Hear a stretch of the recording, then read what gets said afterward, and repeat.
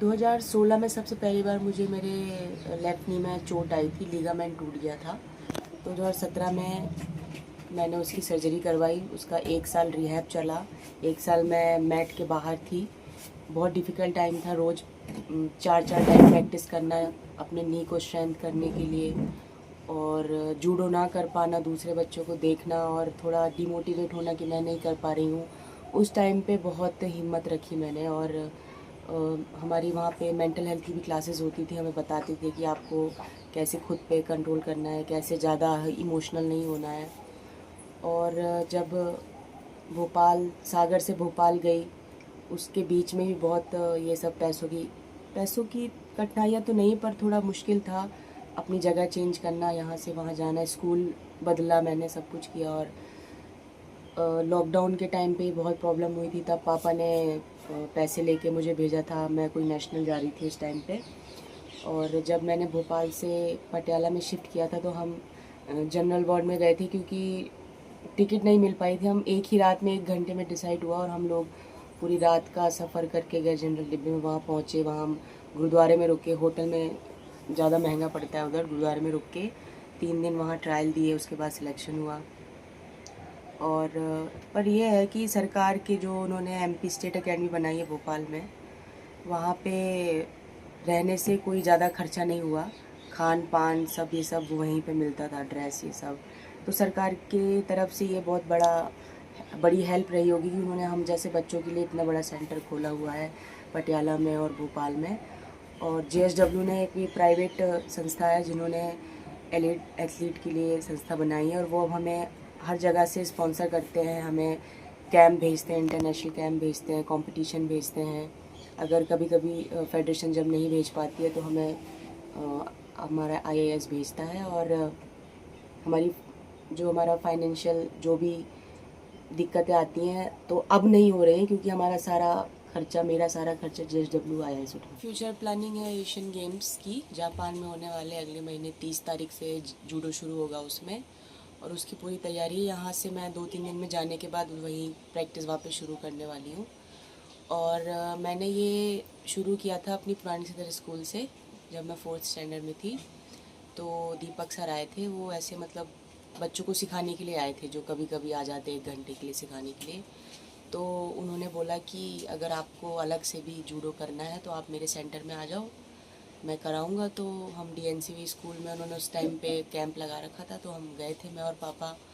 और जब मैंने वहाँ देखा सब लोग गिर रहे हैं, थ्रो मार रहे हैं, रोलिंग करते हैं, फॉल्स वगैरह होते हैं, तो मुझे अच्छे लगे। मैंने वहाँ किए भी उसी टाइम जाके, मुझे लगा ये करूँगी, अच्छी एक्टिविटी है, तब से मैंने वहाँ से शुरू किया। और 2-3 साल प्रैक्टिस करने के बाद सर के अंडर में, दीपक सर के अंडर में, वहाँ से मुझे सब जूनियर नेशनल में ब्रॉन्ज़ मेडल प्राप्त हुआ। तो उसके बेस पे मुझे भोपाल में एंट्री मिली। उस टाइम पे वहाँ पे बिट्टू शर्मा मैम कोच थी, तो उनके अंडर में मैंने ट्रेनिंग करी। और वहाँ से फिर मुझे सब जूनियर नेशनल में गोल्ड मिला, और मेरा इंटरनेशनल भी हुआ वहाँ से पहला। उसके बाद सर ने बोला कि आपको इससे ऊपर जाना है, इंटरनेशनल लेवल पे भी मेडल चाहिए, तो आपको भोपाल भी छोड़ना पड़ेगा और अच्छे कोच के पास जाना पड़ेगा, पार्टनर लगेंगे आपको। तो जीवन सर के अंडर फिर मैं गई पटियाला एक्सीलेंसी में, वो भी गवर्नमेंट का ही है, एनआईएस पटियाला। तो वहाँ पे ऑलरेडी बहुत सारे इंटरनेशनल प्लेयर थे, ओलंपियंस थे, मुझसे सीनियर थे। तो मैंने वहाँ जाके बहुत सीखा सर के अंडर में, और बहुत बिहेवियर में भी बहुत चेंज आया सर के अंडर में। एक प्लेयर को कैसे बिहेव करना चाहिए, कैसे रहना चाहिए, खान पान सब कुछ।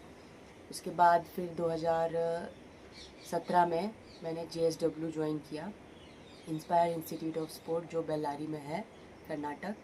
तो जीवन सर ने वहाँ पे कोच एज अ अलॉट किए, वहाँ पे उनको अपॉइंट किया कोच। तो सर ने बोला कि मेरे स्टूडेंट भी जो आना चाहते हैं वो मेरे साथ आ जाएं, तो मैं सर के साथ साथ वहाँ गई। सर ने मेरा वहाँ सिलेक्शन करवाया, और फिर वहाँ से मेरी सीनियर लेवल की जर्नी शुरू हुई। वहाँ से मैंने अपना सीनियर नेशनल फर्स्ट गोल्ड जीता। उसके बाद मैंने इंटरनेशनल सीनियर में मेडल दिए, और उसके बाद से नेशनल चैम्पियन हूँ मैं 2021 से सीनियर की इंडिया में।